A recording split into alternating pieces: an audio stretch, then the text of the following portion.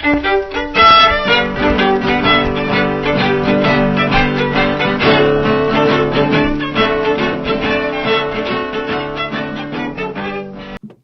and welcome to Luminaria, the podcast where we shine a light on genealogy and history in New Mexico. Today we're going to be a little heavy on the history. My guest is known as City of Dust, but he's actually John Mulhouse is the face behind City of Dust. It's not just a pile of rubble, as you might imagine. No, it's not.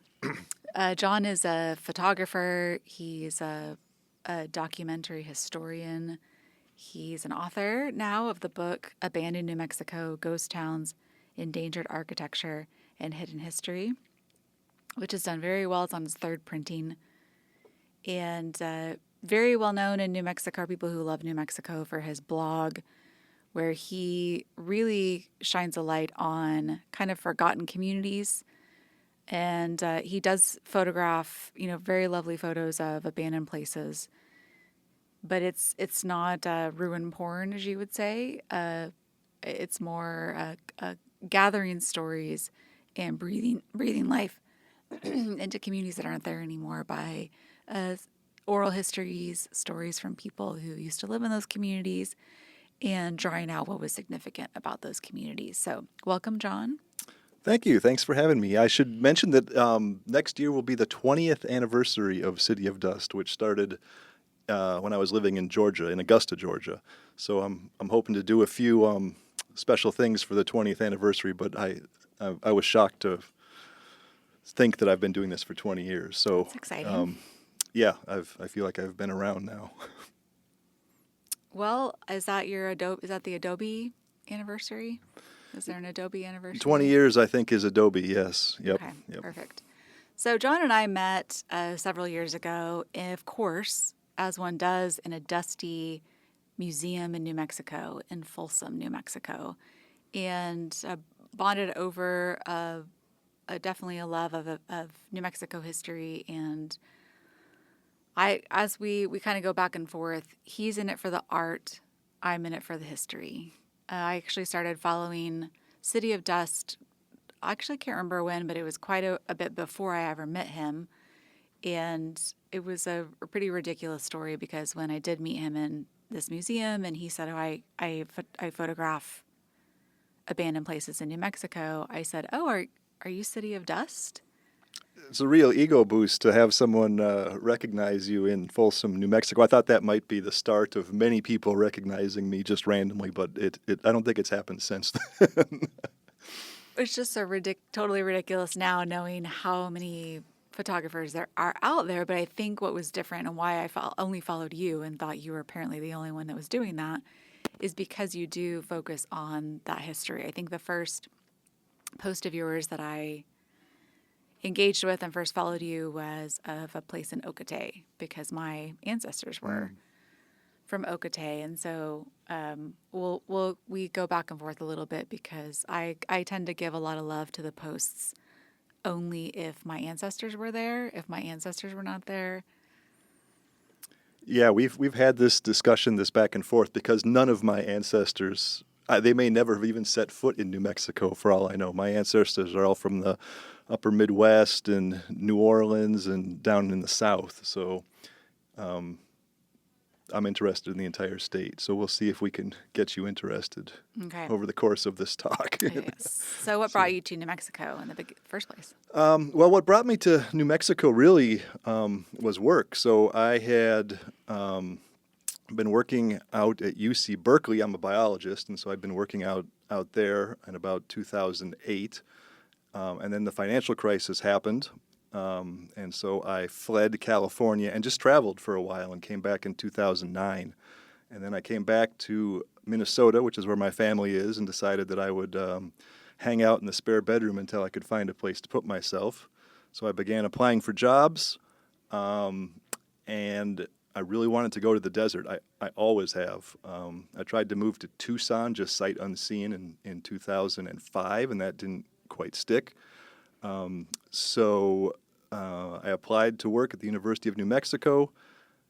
I didn't think I would get the job, but I did get a call back. They said, you can think this over for a little while if you need to. And right off the bat, I said, no, I'm game. Tell me when to be there. And I think that was early summer of 2009, and I was probably down in Albuquerque in 6 weeks. And the first photos I ever took of New Mexico were actually on my way to Tucson around Thanksgiving of 2005. So my very first photos of New Mexico are from the Clayton area Yay. because it came in from Kansas through that route. So My favorite. yeah, I My, know you're a my, fan of Clayton, my favorite. as am I. My favorite New Mexico destination, Clayton, New Mexico. And how did you get interested in abandoned places?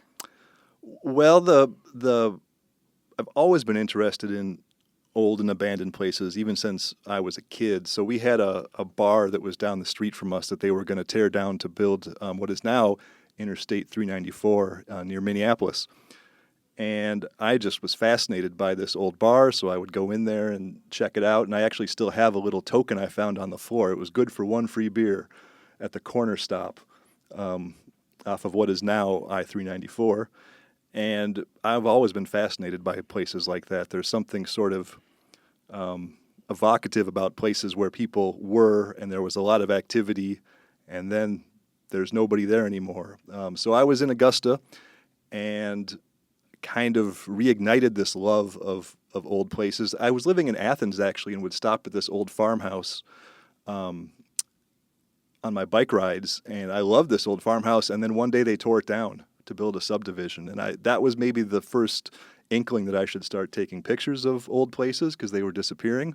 So then when I moved, I was in graduate school, I moved down to Augusta for my field work at the Savannah River Ecology Lab, and there were extremely old buildings going back to pre-Civil War. A lot of them were just vacant, and being from Minnesota, buildings don't last that long in the winter with the humidity and the development and everything that goes on around there. And so I was just like totally fascinated that these old buildings were just standing empty. So I would go explore them on a Sunday morning, maybe get a friend or two to go check them out with me. And it was certainly a counterbalance to being really, really science heavy at the time, sort of an artistic expression that I kind of needed to satisfy the right side of my brain, I guess. But also, I have to admit that, it was a tough time. Graduate school is hard. I was in kind of a tough place on a few different fronts, and I just really sort of, I guess, resonated with these buildings. There was something about them that they were old and majestic, but kind of battered or beat up. And so when I talk about how the photography typically comes first, that's the part of myself that I'm trying to, like, as strange as it may seem, to say something about myself or explore something about myself through the photography of very old, sometimes historic buildings, which is an interesting psychology that we could get into if you wanted to. But so yeah, and so I first began taking pictures of the buildings and then began to research the history and found without fail that the history was really, really interesting. And so now I try to know a little history before I start, but when I first started taking pictures, it was just find a cool building, take a picture. And then when I started City of Dust, I wanted to say something about the places I'd photographed and began to research the history. And what do you know, every place seems to have a story to tell. So that started 20 years of wherever I'm at now. Of feeling old and battered and But slightly majestic sometime, well, and sometimes elegantly down at the heel or whatever. and you there's a story there. You have a history that as much as the buildings do that you photograph. Yeah, and I will also say that I think that's why maybe when people talk about ruin porn, which I guess is the typical phrase people use, that was never where I was coming from, because I was never gawking at these places, or I was never into like apocalypse chic or whatever. I was actually identifying with the places that I was photographing.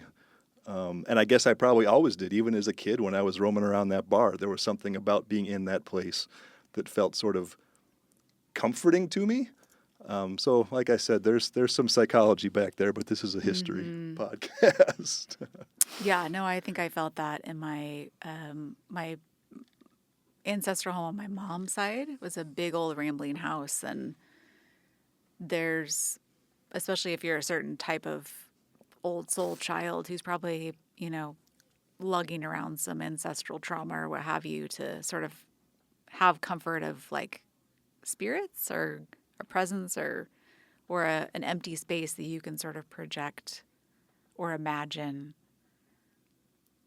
some type of life or some type of presence or some type of space for you to be yourself or.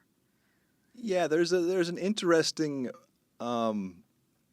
sort of feeling that you get in some of these places, and for the most part, there have been a few places that I've gone to that felt really creepy. I was just like, this is unpleasant to be here. You can speculate on why that is, but for the most part, I go to these places and I feel very at ease and very engaged and curious. And some of them are just really nice places to be. I just really like being there, like the Taiban Church in Taiban, New Mexico. Just a really great place to be when the sun is going down and the wind is picking up a little bit off the plains and everything is quiet.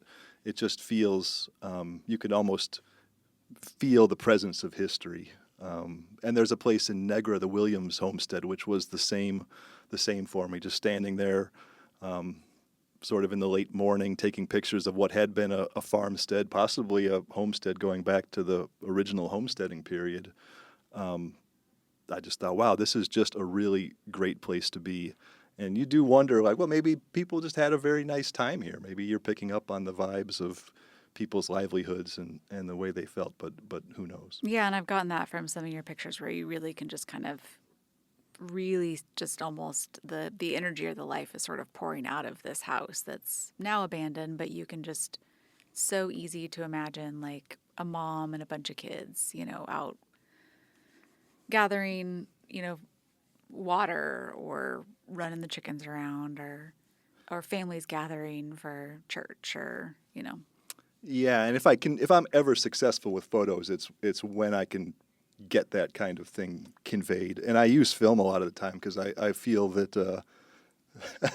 the old soul energy prefers analog techniques. It likes emulsion more than it likes pixels. So I'm not gonna bet my life on that. But for me personally, I feel like that's the medium that I can kind of translate best through or transmit best through. What makes, I know you went from Georgia, what makes New Mexico a really unique place for abandoned places? Well, there's a few things in New Mexico. I mean, one of them is just the weather. The desert preserves things in a way that humid climates don't. So it's interesting that in the South, I did find old buildings in Augusta, but if you would leave the metro area, you would occasionally find an old house. But a lot of it was very decayed because it's hot and it's humid. And in the desert, things just stick around for a long time. The construction techniques, stone, adobe, wood, that stuff sticks around when you don't have 80% humidity. So there's also a few different things happening as far as the history of New Mexico goes that are unique. So one of them is there's a big history in mining. So a lot of people came to the area to settle or make a living as best they could because there was mining opportunity. There was silver, there was gold, there was zinc. There was a lot of different reasons to come and mine minerals. And when the mines played out or when silver crashed in the late 1800s, a lot of those places became ghost towns very quickly. Route 66 is another big one. It goes through the center of the state, and a lot of villages kind of sprang up or at least thrived because of that traffic that was coming through on Route 66. And once the interstate system came through, then you sort of lost that commerce. So there's ghost towns along Route 66. There's agricultural ghost towns like the ones we were talking about out on the eastern plains, like Taiban or Negra, places where homesteaders came to try to farm, and then drought was a big problem, especially by the 1950s. It was really pushing people out, but of course you had the Dust Bowl before that, and it's just a very difficult place to make a go of it to do agriculture in the desert, whether it's sheep or farming or even pinto beans, which was one of the big things that was farmed in the central part of the state, the pinto bean empire.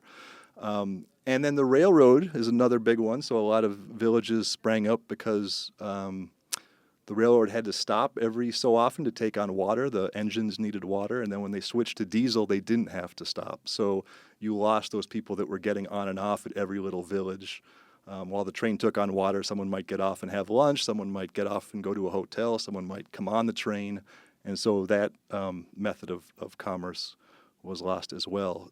Also along the Blinn Cutoff, the railroad coming out of the eastern part of the state where you find a lot of these railroad villages and a lot of old depots. I'm kind of a fan of finding the old depots from the Blinn Cutoff and seeing where they've gone. Some are on ranches, some are kind of in various places, but a lot of those places, they just lost their populations very, very quickly. So there's a number of different things going on in the state, or that have gone on in the state. And of course, the history of New Mexico is extremely old. So we're talking about things that have happened kind of from European settlement on. But I consider places like Chaco Canyon or Pecos Pueblo to be ghost towns of a sort, abandoned places. So you can really go back pretty far in New Mexico in a way that you can't in some other places. And you've got places that were settled by the Spanish that are abandoned. You've got Mexican influence, and all of these things, people have come and gone in various places.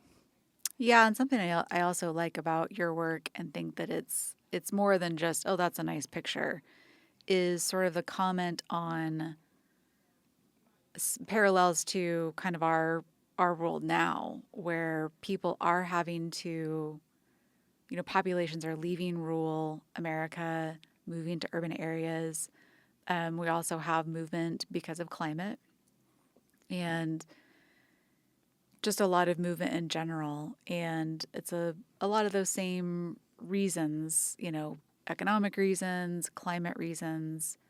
Obviously, water is becoming a huge issue in the West. And, people are having to make those decisions and having to leave. I know my one of my sisters thought she was going to retire in the Sierra Nevadas in California, and they ended up just selling their place last year and moving and trying to find a new place to live because it just became unsustainable due to wildfire. Yeah, and when I'm asked what we can learn from ghost towns today, of course, we can learn about the history of the people that lived in these places and why they lived there. But it can also teach us things like what you were just talking about, that the way we live has to change from time to time for various reasons, and it can change very suddenly. And the way that someone lived for 10 years or 20 years or 50 years suddenly in a very short time because of climate, because of economics, because of technology, it just stops and people have to do something else, go Yeah, and somewhere I else. think that's a really good lesson for now because I feel like everyone's kind of saying right now how much, our lifestyles have changed. Things are never going to be like they were. And I just feel like who has done genealogy, that we were just really spoiled for a good, you know, stretch of time there. Like Hmm. our couple of different generations had it really good, and that's very abnormal. Yeah. That when you look at sort of like your ancestors or just a trajectory, there was always a lot of sort of movement, or I mean you see that all the time. Like you've run out of land in this area, arable land in this area. You've run out of land that's adjacent to water. You've run out of water.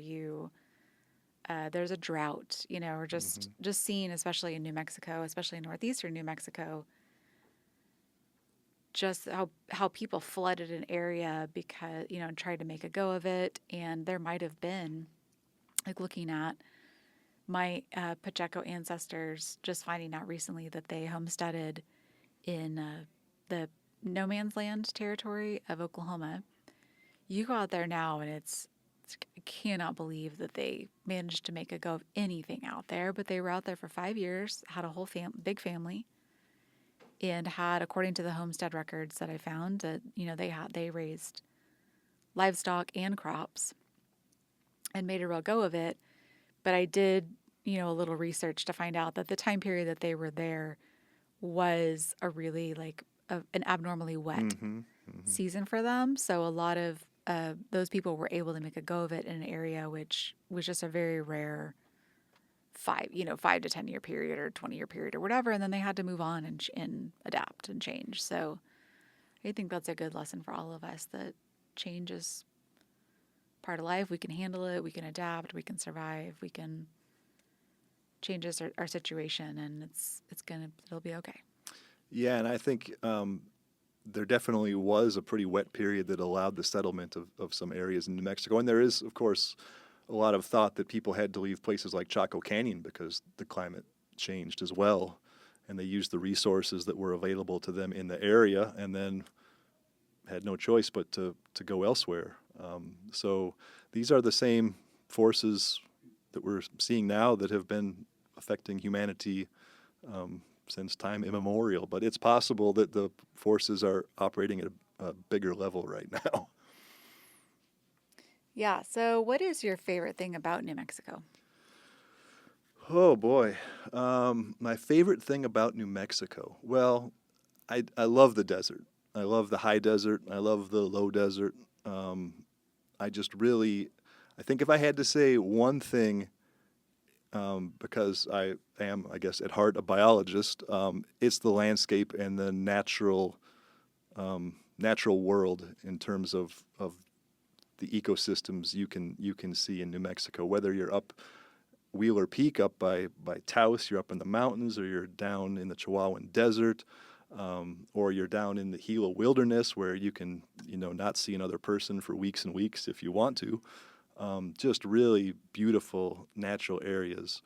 But that said, there is just a cultural mix in New Mexico that is unlike any other state in the country. And I've said this before that New Mexico feels to me the least like any state in the country, barring maybe like the city of New Orleans or something like that. And I mean that with all affection. It is just a fascinating place that is very unlike where I came from in the upper Midwest. And you get the fantastic food, the chili, the mixture of Spanish culture, Native American culture, European, Mexican, just this vibrant mix of cultures that have really created a fabric that you just don't find anywhere else in the country. And I also I like the fact that there's a lot of space out there. It's not a very dense state. That's another thing that allows ghost towns to exist. I think it's the fifth least dense state in the country. I might have that wrong, but there's a lot of room to move and a lot of room to go and do your own thing. A lot of big sky. A lot of big sky. I love it. What are a few of the communities? I mean, what's nice about your work, like I said, is that you're presenting a community that maybe, I know the term ghost town is fairly controversial. If there's still some people who are living there, they object to it being called a ghost town as a living, breathing person. But I think abandoned places is maybe, or just some place that's been depopulated for a variety of reasons. And people sort of chime in and with their stories and memories, recollections of when they grew up in that community or their family was from that area and their memories. And then people start to make some of these connections, like, oh, did you know this person? And it sort of just set this formerly, this now abandoned place was formerly clearly a community. And that becomes very evident in those posts. So, what are some of your favorite stories as they relate to Hispano communities? Yeah, well, I'll back up just a second and say that when it comes to ghost towns, it's very rare to find a community that's totally depopulated. There are some. I mean, they certainly exist, but usually you'll find at least a couple people that are still in the area. And so, people that do this kind of thing kind of have landed on a definition of ghost towns that is just the population is vastly reduced from the peak. And the reason that the village existed in the first place is no longer there. So if it was a mining town and there's no longer mining, and the population used to be 3,000 people and now there's 6, that would be a ghost town, even though 6 people still live there. So that's kind of the working definition. In terms of Hispano culture or history, it's obviously just over the entire state, but I'll mention a recent one. So when I put the book out, the blog kind of languished for quite a while. I was trying to put the book together and publish it and promote it. And so I'm just starting to get back to putting up new posts on the City of Dust blog after really a couple of years of not doing much on the blog. And I just did one on San Acacio, which is near Socorro in the center of the state, right on the Rio Grande, right on the banks. And there is a mission church, the San Jose Mission. And there's very little history out there on San Acacio. It was flooded. People know that. We kind of know when the churches were built. There were a couple of churches because they kept getting washed away. And the last one is this adobe church that was built in the 1950s, I believe. And actually, maybe it was used until the 1950s. It was actually built, I think, in the 1930s. But I have found very little history of San Acacio and virtually no history about this church in particular. And someone sent me this wonderful recollection saying, not only do I know this place, as a child I was involved in a Fiesta Vespers service there, and he describes people from the village that were there. He was walking down the pathway to the church, down to the altar. I There's think they had luminaria. luminarias there.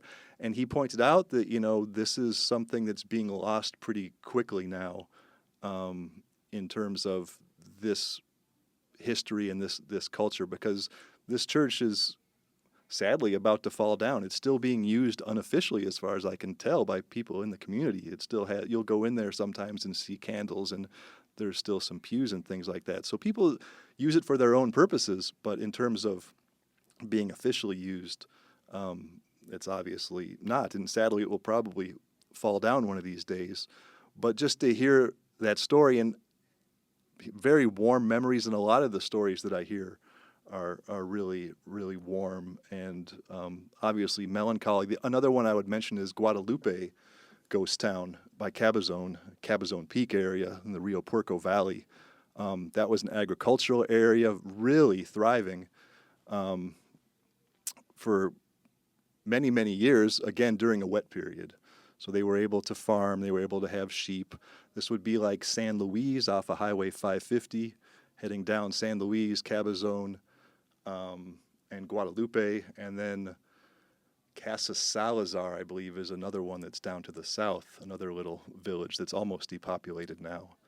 But very warm memories. This is Nazario Garcia's area where he grew up, the famous New Mexico folklorist, and he wrote a book called Ho, Heaven, and Hell, which gives you a wonderful illustration of life right as they were having to leave that area. And in fact, in his book, he describes having to leave and how wrenching it was to move away from this area that they just couldn't make it go anymore.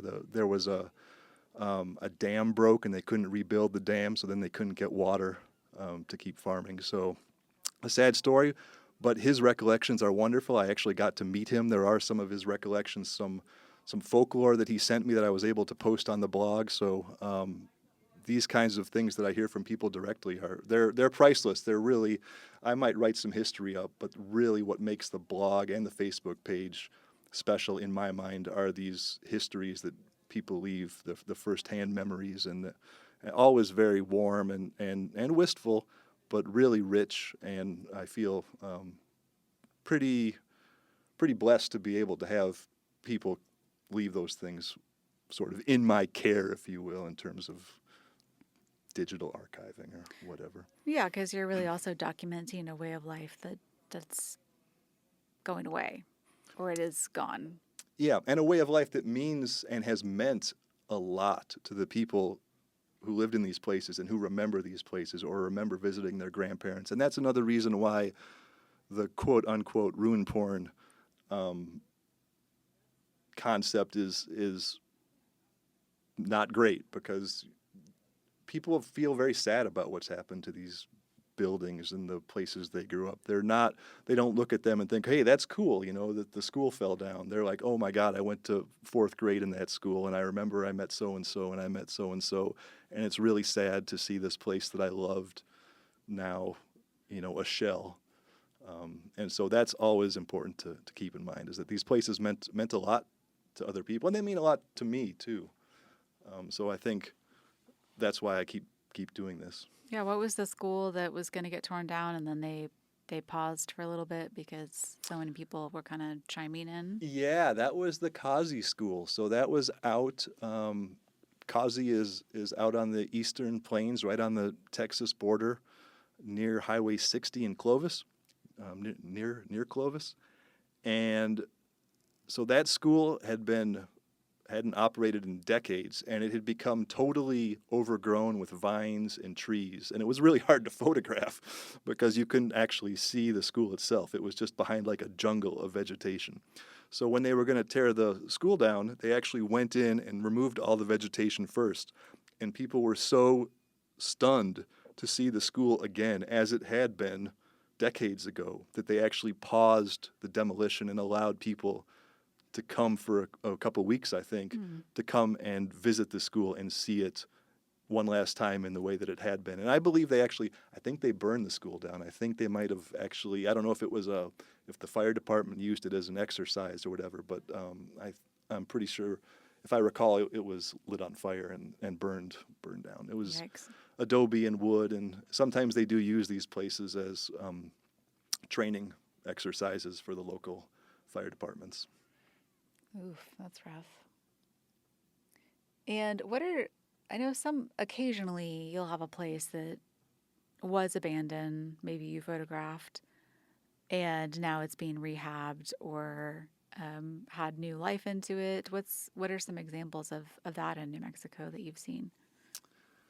Well, I would say that sometimes this happens with hotels. Sometimes, like The Castaneda. the Castaneda would be a perfect example of a place that when I first started going to Las Vegas, I just roamed around the Castaneda outside, and it was totally falling apart, derelict. I never would have believed that now, 15 years later, or however long it is, that it would be fully restored. Just a beautiful restoration job, maintains its historic character. Just I couldn't have believed when I stayed there. I was like, I can't believe that this is the same place that I was like roaming around out on the street, photographing 10 or 15 years ago, and just thinking like, well, this is just going to fall down one of these days. So that was done by the people that did La Posada in Winslow, which was also a Harvey House hotel. They do beautiful restoration work. So I highly encourage everyone to go and spend a little time at the Castaneda. And then across the street is the Rollins building, which was also beautifully restored by a local family, local man who really went above and beyond to restore that beautiful building to its original character. And it's where Harvey girls would stay when they came through on the train. So they would, the guests might stay at the Castaneda, but the Harvey girls would go across the street and stay at the Rollins building. And I think it might be an Airbnb at this point. You might be able to stay there. I haven't been there in a while, so I'm not sure if they've opened up. They wanted to put a cafe or something in the ground floor. But so just in Las Vegas, those are a couple really beautiful restoration jobs. It's very expensive to do this stuff, so you don't see it very often. Another one would be the opening of the blacksmith shop in the Albuquerque rail yards for the Sunday markets. So for many, many years, you couldn't come close to the Albuquerque rail yards, which is one of the most historic places in Albuquerque. It's kind of why Albuquerque is where it is and has the character that it has, is just because the railroad and the train yard was such a huge influence. New Albuquerque. New Albuquerque. Yeah, and so the fact that they've been able to get people in there for the market to kind of see what the character of that area was, those beautiful historic industrial buildings. You've got the Wheels Museum, which is also on the grounds, and you can kind of go and see some of the history of the rail yards inside the museum. But just getting people to these places so that they can kind of feel for themselves what people saw when they lived and worked in these places, and they're often very hard to access. So it's really great that people can go and be under the same roof as the blacksmith shop, and hopefully they can open up a little more of the rail yards eventually. But very, very expensive projects. I mean, I often get asked, like, why aren't they saving this? Why is this falling down? This is such a shame. And it's just money. Like, to restore buildings is not a cheap thing. They just restored up in Antonito, Colorado, one of the union halls up there, and I want to say it was well over $1 million for the restoration. But a beautiful job. I think they're still raising money to finish it up. I think they are, and I think off the top of my head, I'm going to forget what the acronym is for the Fraternal Order. SPDMTU. Yeah, well, speaking of Hispano, I mean, it's a Hispano absolutely, fraternal organization, so very historic. If someone in the community passed away and they didn't have money for the burial or for the funeral services, you could go to this order and get some help with your burial, and still functioning to this day, still doing some of these things. All right, let's get this right. This is SPMDTU, the Society for the Mutual Protection of Workers. There's also one of these buildings in El Rito, which is vacant as far as I know, right across from the historic Farolito restaurant. So there's a few of them around. Yeah, it's so fun to see. I mean, the Casanado is so fun. It's just, Las Vegas is one of my favorite places to visit. There's an abundance of places to stay. The Plaza is great, of course, too. Yeah, of course. But it's just so El nice. Fidel too. The other hotel. I want to say that, doesn't Las Vegas have more buildings on the historic register than any other city in the country? Yeah, I want to say it's 900. Some incredible up in the hundreds. Yeah. Yeah, it's interesting.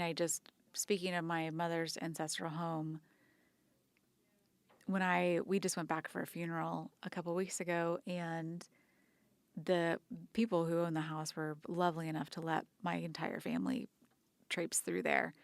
And it was kind of weird and surreal because it was like my second home growing up, and I just spent so much time there wandering these huge empty halls and rooms. And my grandfather was a doctor, and he had his doctor's office in the basement. So like there's like his whole office is down there. That's where he passed away. Just very, especially for a very elderly small child that I was, to just almost like not a museum-like quality, but definitely like a very liminal space, like just where the veil's thin, as they say. And now a family lives there. And so those empty rooms that are just sort of like just ghosts, like ancestor ghosts were just, their voices were bouncing off the walls, are now filled with like teenage, posters on the wall and fluffy pillow, like, Muppet pillows or whatever. Like, it was really surreal. But I think in the end, it was really good, because that's what you want to see for a place that you love, and a place that it should be filled with life and with energy. And I think that's what you want to see, even though. Did you feel a little wistful that something had been lost? Yeah, of course. Of course I did. That's funny, because that is the feeling. You see these places, and you sort of want them to remain the way they were when you first saw them, but that's not. They're never going to be static, and if they're not restored or someone doesn't take them over, they're just going to fall apart, fall down. We've lost so many places. The Dunlap Church and School fell down a couple of years ago. Just a beautiful adobe structure that was the center of the community there. And there's just no one in the area that can take that over. And so, yeah, I know what you're saying.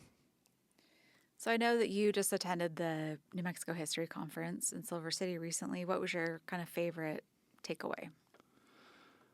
Well, I think the first main thing was that it was the attendance was fantastic.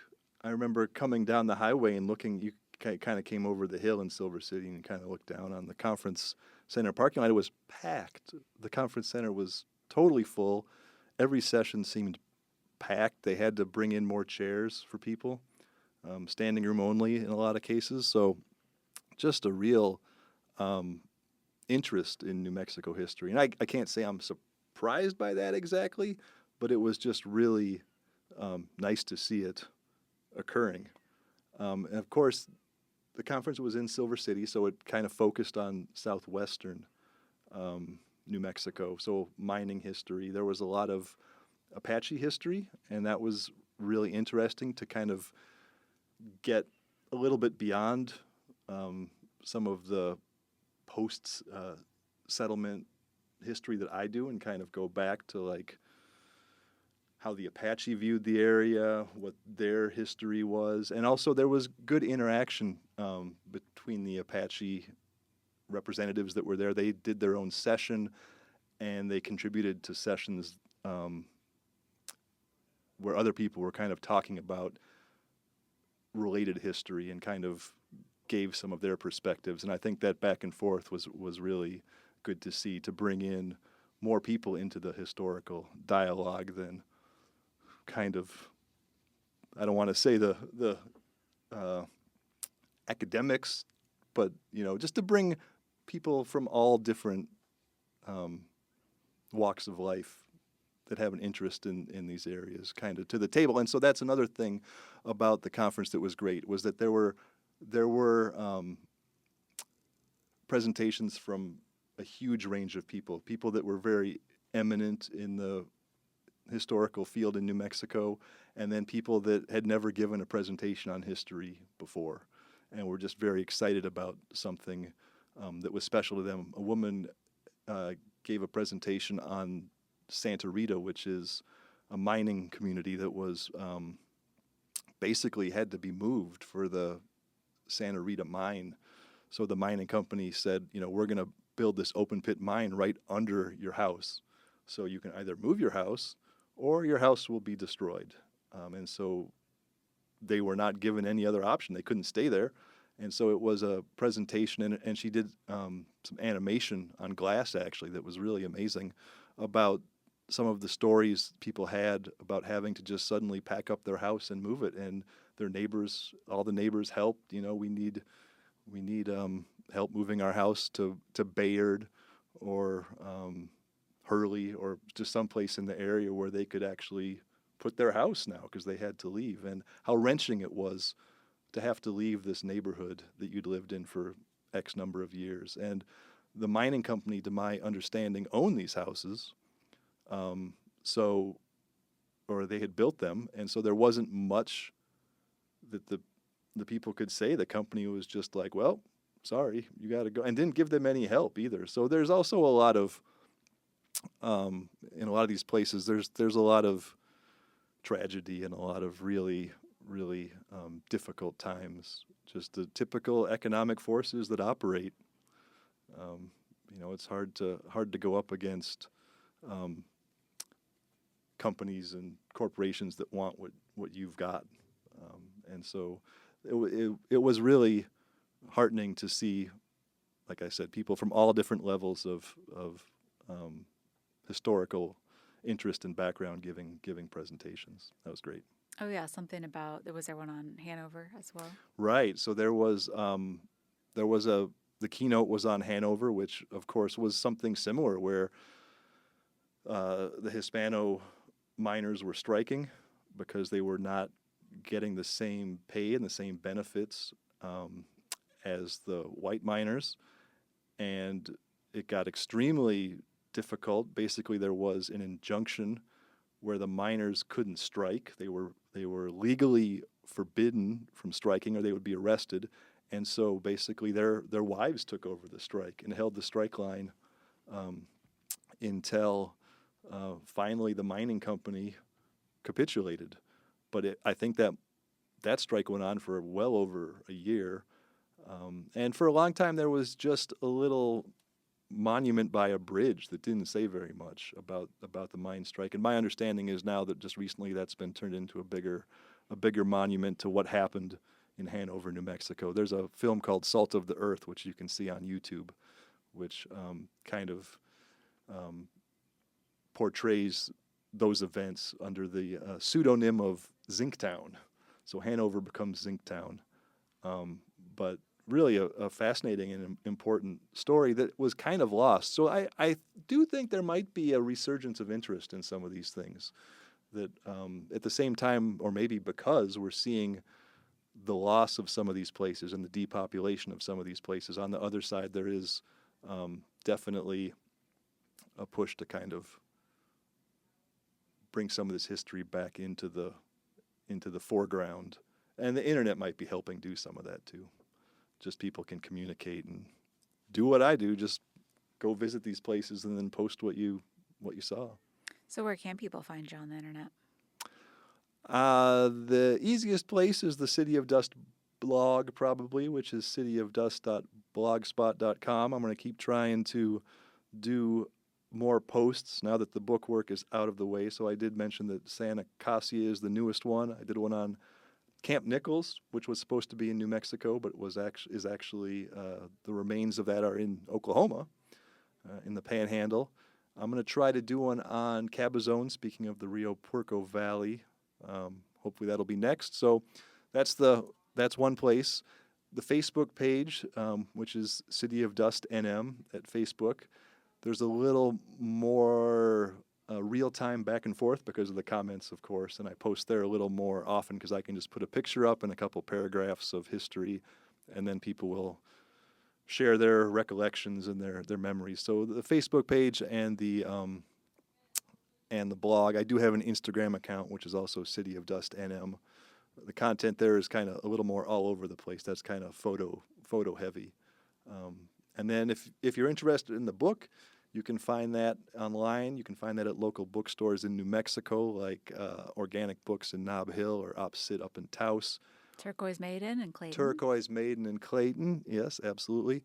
And you can also get that from me through my City of Dust Big Cartel site. I'll send you a signed copy, so that's where you can get that.